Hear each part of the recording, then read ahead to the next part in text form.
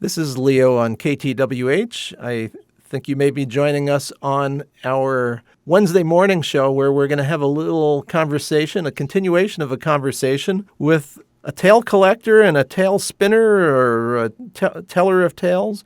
I've got Erica Adams, the tale collector on KTWH. Erica, when did you get started again with tale collecting? What year was it that you went on the radio side of tale collecting? We knew you were doing it earlier because you joined us after you had already begun this adventure. Yeah, the actual radio show started we went on the air in September 2015. I think we were planning on July. So sure. I guess, July 2015. You were there from day one is what you're telling me, because my memory is fractured. I'll just be frank, Erica. I need somebody to tell the story of each show so that I get it right. Thank you. So you are an original, just like Tom Koehler, who you're on the Zoom call with today. Tom, you are an original in many ways, but also as somebody who was there in the very first meetings when we organized KTWH. That's a whole nother story to tell, isn't it, Tom? The story of KTWH. I suppose it is. Don't invite me to tell a story because then I'll take over your segment, and that'll be the last you ever hear of it. So I will let you continue, Leo. I just find it fun because there really is a tale to be told, but it's not in this forum today. Erica, you were a tale collector. The tale collector moniker was something you were doing online, though, before radio? Yeah, I kind of experimenting with, ways, simple ways to try to kind of get my name out there. Because, when I was starting to really write seriously and publish seriously. So I thought I'd try my hand at blogging. It was pretty weak back then. I think when I began the radio show, my blog entries essentially became my episode scripts. So that I think that really strengthened my entries from there. And I'm very happy with how that turned out now. Do you mean the pressure of producing a regularly structured and successful 15-minute episode for radio caused you to grow rapidly in your what had been more casual blogging? I think so, yeah. Just generally speaking, just writing my episodes, it's a good way to, practice my writing, because I'm still writing books. So, it keeps me going. Yeah, even when I'm not book writing, I'm still writing my show. So I'm not getting stale on that, hopefully. I think it's important to point out that you are a published author. I know of at least 2 books that you authored. Are there more? I'm remembering your more recent children's book. Maybe you should just tell the listeners what your experience as an author of tales is. I self-published Allie's Adventure on the Wonder back in 2014, I believe it was. And that was a semi-autobiographical novella, based on my experience with auditory processing disorder, which affects the way my brain takes in information. I still kind of struggle with that nowadays. Yeah, after a lot of time and, maturing, I've been able to cope with that a lot better. But I think my experience with that also influenced me as far as storytelling is concerned, because it taught me there are, so many sides to different stories, and there's so many ways to tell different stories. Even something as simple as a conversation with somebody, simple actions, there's just so many perspectives, one can take what we see, what we do. So, yeah, I've had to kind of figure that out, a lot of that on my own. So that really taught me a lot. And I've taken a lot of that experience with me as I've progressed and grown doing this show with all of you. I'm forever grateful for the experience. And I think it also helped me be able to put myself out there a lot more. I'm finding, my inner voice and, having the courage to put it out there. Indeed. And I appreciate all the support you've given me over the years. I'm forever grateful to all of you. Well, with on-air partners like you, Erica, it makes it pretty darn easy. I think it's remarkable. People should know that, a couple of years now since you produced your book that was published by, you're going to have to tell me the name of the publisher, the book. It was an award-nominated book, and I think it's a pretty remarkable story, too. Thank you. So, yes, my children's book was New Moon's Family, published by Beaver's Pond. They were in Edina. I think they're in St. Paul, or like in the St. Paul vicinity now. They did move, but yeah, they're still in Minnesota. New Moon's family is about the new moon that is sad and lonely because she's, stuck in the darkness of the night and no one sees her, in the night.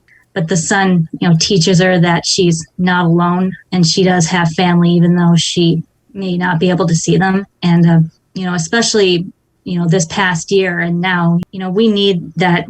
We need to know that or to remember that more than ever before. Oh, yes. We need, stories. We need to remember that, that people are still with us, whether we see them or not, whether we're near them or not. Yeah, what a punctuation mark to put on the message that you were trying to put out for children who haven't, for instance, been able to see most any of their close relatives, certainly their elder relatives, for 15 months and more. Yeah. That's a remarkable connection I hadn't thought of. We're having a conversation today with two fans of stories in all their forms. I've got Erica Adams and Tom Koehler on this Zoom session with me here on KTWH during our on-air fund drive, our spring 2021 on-air fund drive. Back in COVID-friendly we are for our spring drive that we missed in 2020. And it's a chance for people to connect with the station, give us your input, and a little bit of money to boot if you can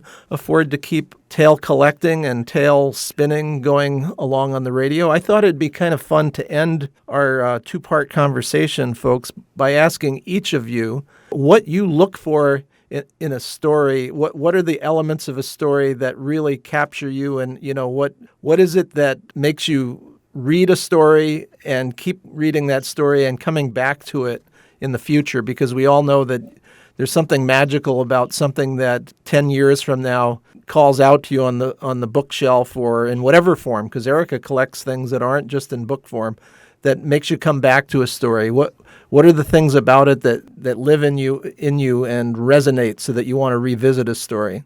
I'll start with Tom. Tom, what do you look for? Well, for broadcast on the station, of course, it's best if it's in the public domain. But I suspect that you're asking me. Your personal preference, Mr. Koehler. Okay, the Hegelian dialectic says thesis, antithesis, synthesis.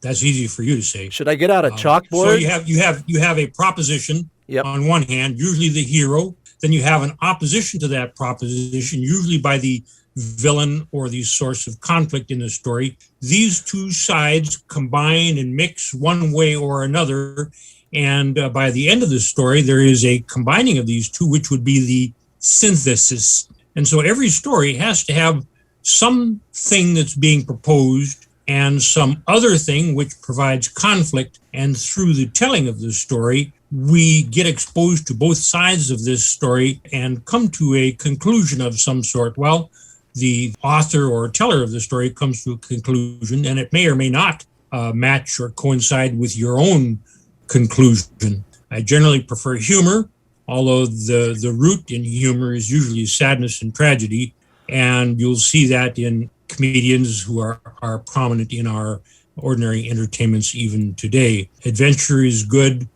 Surprise endings like in O. Henry, classic being the Christmas story of this young couple who is in love. The man has a pocket watch that he's proud of. His young wife has this glorious head of hair. This is a 19th century sensibility here. He decides to sell his watch to buy some decorative combs for her hair. She sells her hair to get money to buy a watch fob with which he can adorn his glorious watch. And so we have these kinds of surprises in a story, and those are always good.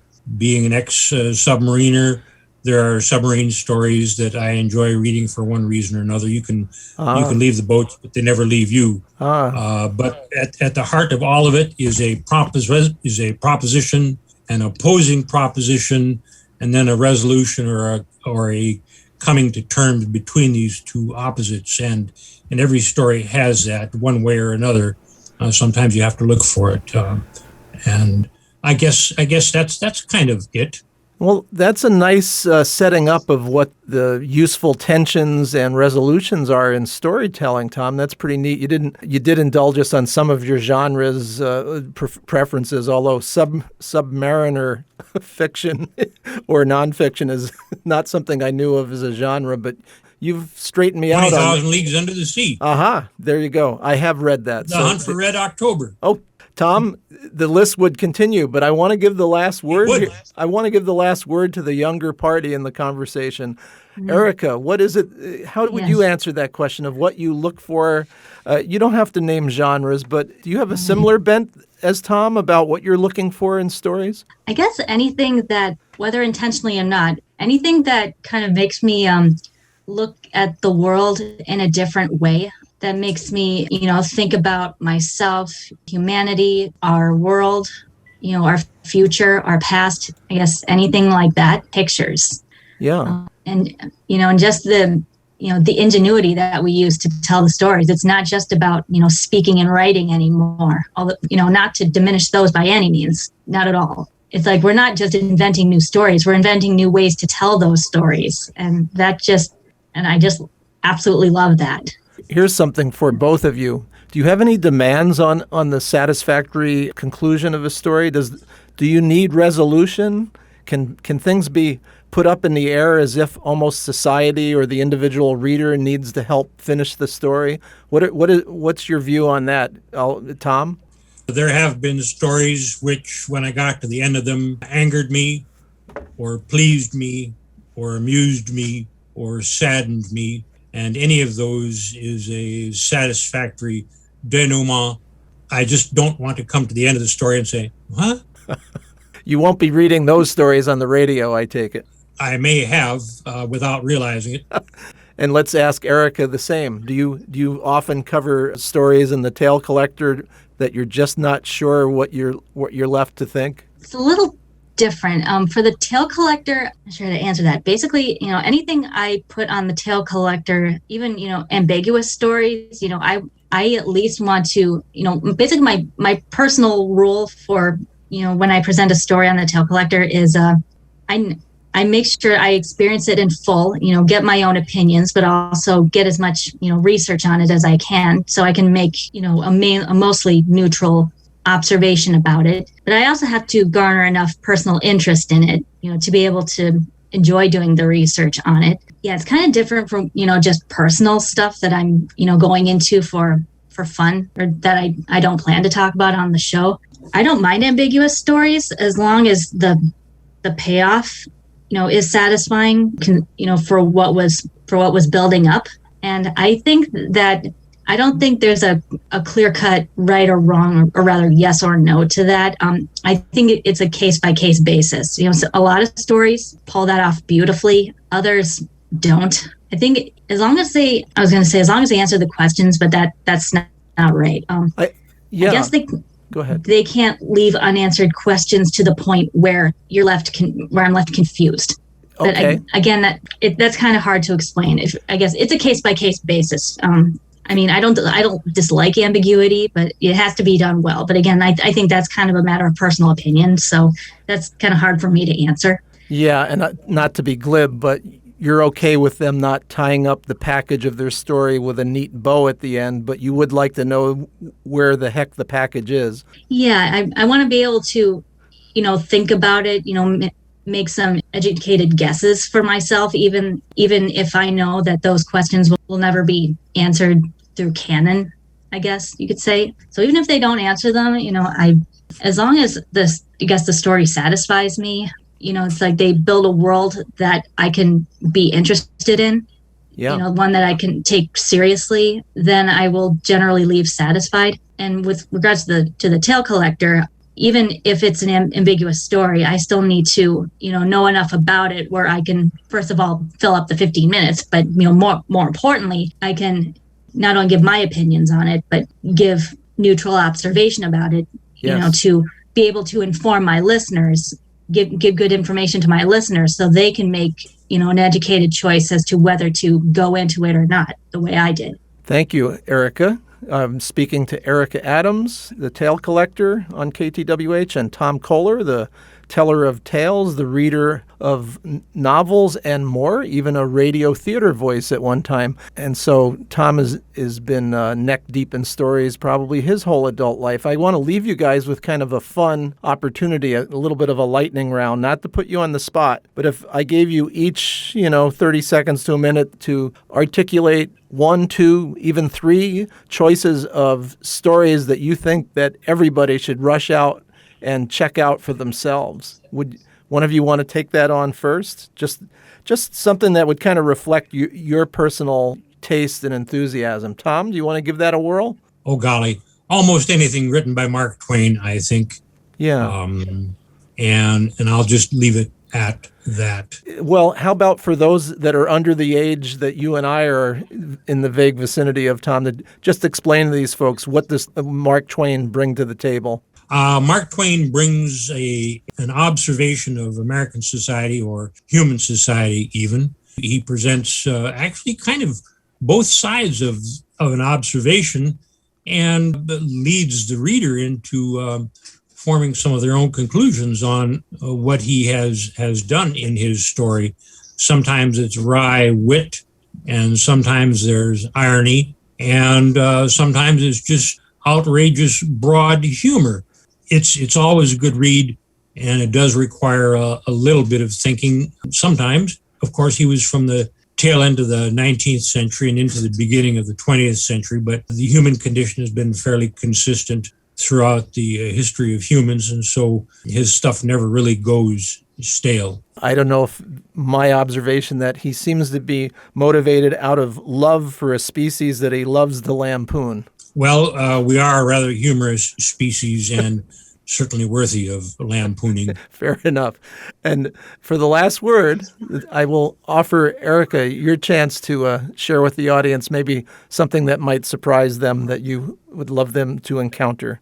Oh man, I was just trying to think of some stuff. I guess for family viewers, I guess any animated movie directed by Tom Moore. He does animated movies from Ireland. He did the movies. He made the movies The Secret of Kells, Song of the Sea, and his newest one, Wolfwalkers. They deal a lot with Irish folklore, and they are just beautifully, beautifully made. I would highly recommend those. And for any video gamers out there, so far there are 2 of them. Any video game made by the developer Playdead. They're from Denmark, I believe. Yeah, they're a developer from Denmark, and they primarily make horror games, but what I really like about them is the real strength of their games, Limbo and Inside, is that they don't have any dialogue or text. You're left to kind of determine what's happening just based on, how you play and, everything that you see and go through. So there's a lot of ambiguity right there, but it really, really makes you think, really, gets the imagination going. Wow. I didn't see this coming. And that reflective of the broad exposure to tales in all their forms that you've brought to the table as the tale collector, Erica. Playdead. I'm going to have to check that out.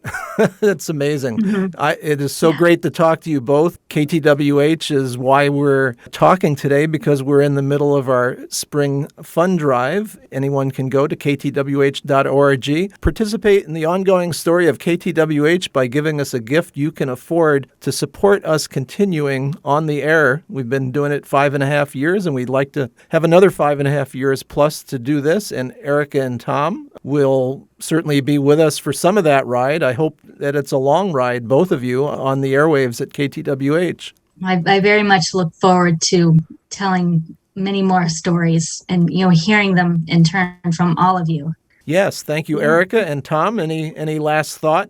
Well, I would rather talk than eat, but it means nothing if you don't send some of your money to us now so that we can keep your radio station on the air with or without me. Good point. The show is eventually going to go on without all of us, any of us folks. But thank you, Tom, for putting a little teaser there. You're not thinking of walking away anytime soon, Tom, just so people don't, you can't donate and bribe us to kick Tom off the air or to keep him on. It's unconditional. Tom, you're with us as long as you have stories to read and tell. And sure. Likewise with listeners, you can love shows, hate them, and be kind of squishy about them, but you got to admit that there isn't quite anything else like it on your radio dial. I leave you both with my gratitude for joining us today. Thanks a lot, Erica. Yes, thank you. And thank you, Tom. Thank you, Tom, for joining us today. Oh, sure, you bet. All right. Thanks a lot now, guys. And I hope that you'll stay tuned for the rest of the story as we work through our 6th year on the air, and that you can go to ktwh.org to give us a little bit of financial support and let us know your input for how we're doing. That's what Fundrives are very much all about, is putting the listener into listener-supported radio. This is KTWH.